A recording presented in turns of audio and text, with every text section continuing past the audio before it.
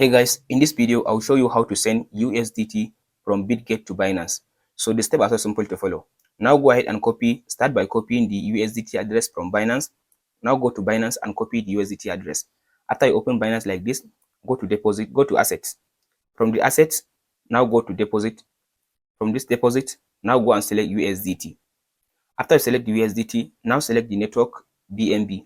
After you select the network, now copy the address. Here is the address. After you copy the address from the Binance, now go back and open up now your Bitget app. So after you open the Bitget like this now, go ahead and tap on this search and search for with. Just type in with. So by tapping with like this now, it will give you suggestion of withdrawal. So select the withdraw. After you select withdraw, now go ahead now and so in this option now go and select USDT. So go to on-chain withdrawal. So from this option now, go ahead and type in the address from this option. After you type in the address, in this option now, select the network that's the BNB network. So in this option now, it will give you the minimum amount that you can withdraw is $10. So for me, I want to withdraw 25 USDT. So from there, if I tap on this withdraw button, now the money USDT will be sent into my Binance account. That's it, guys. If you found this video helpful, please like and subscribe.